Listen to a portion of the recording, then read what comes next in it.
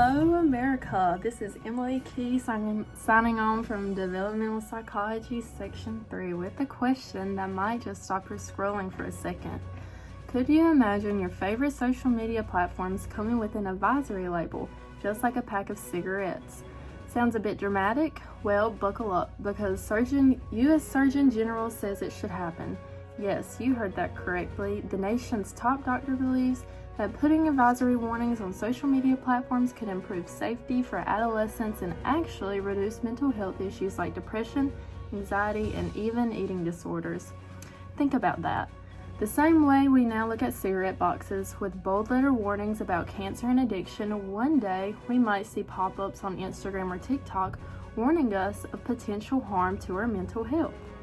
Surgeon General is pushing for this. He argues that if policymakers and tech companies were to step up and release these advisories, it would, and I quote, maximize the benefits and minimize the harms of social media platforms. Now, for some of you, that might sound extreme, but let's dig into the facts for a second. According to recent research, 46% of adolescents aged 13 to 17 says social media actually makes them feel worse about themselves. That's nearly half of all teens. And if you've spent any time online lately, that number might not surprise you. We live in a world of highlight reels, filtered selfies, and constant comparison. Teens, whose brains are still developing, are being exposed to this 24/7. It's no longer just peer pressure at school, it's global pressure on a screen. Now, here's where it gets interesting. I actually support the Surgeon General's proposal. Why? Because it offers a middle ground. Instead of completely banning social media, which, let's be honest, is nearly impossible and might even backfire, advisory labels provide informed choice. They wouldn't stop young people from using social media altogether, but they would inform users, and especially parents, of the real risk tied to these platforms. Let's look at what social media is really doing to developing minds. A study by the Royal Society for Public Health in the UK ranked major platforms like Snapchat, Facebook, Twitter, and Instagram in terms of the effects of mental health. Not surprisingly, they found these platforms were linked to increased depression, anxiety, poor body image, and low self-esteem. And we can't ignore the academic impact. According to Tulane University's article titled Impacts of Social Media on Students, social media is a major distraction. Students are accumulating so much screen time that they're falling behind in schoolwork. Some even skip assignments entirely just to keep up with their social media presence. And as if that wasn't enough, we have to talk about the rise in cyberbullying. Unlike traditional bullying, which ends when you leave school, cyberbullying follows you home. It follows you to the dinner table. It follows you to bed. With anonymous accounts and secret chats, it's easier than ever for kids to say cruel things, and often without consequences. Some of that bullying bleeds into real-life school environments, causing real emotional damage and sometimes even leading to tragic consequences such as suicide.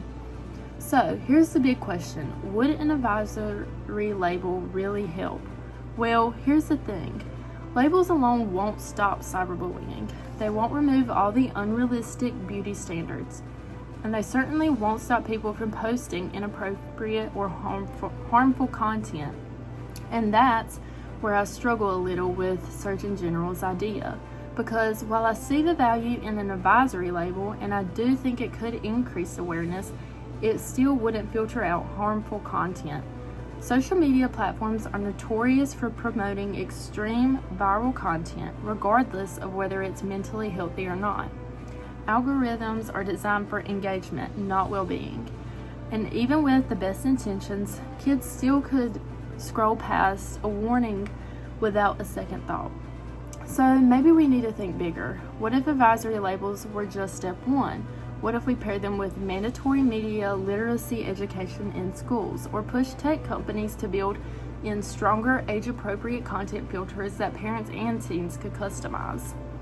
We need a culture shift, one where mental health is just as important as physical health, where likes don't define your self-worth, and where social media becomes a tool, not a trap. To parents listening, Talk to your kids. Don't just monitor their screen time, ask them how social media makes them feel. What are they seeing? Who are they following? And to teachers, this affects your students' focus, their self-esteem, even their friendships. Encourage conversations in your classroom. Make mental health part of the curriculum. And to my fellow adolescents, remember, you are not your follower count. You are not your selfie filter, and you are definitely not the comment section. Whether the Surgeon General's advisory gets approved or not, it will help. It's up to us to scroll wisely, because at the end of the day, no warning label can replace self-awareness, critical thinking, and real connection. So for Developmental Psychology Section 3 Station, I'm Emily Key Gray, reminding you to scroll wisely, love yourself deeply, and maybe, just maybe, log off once in a while. Until next time, America.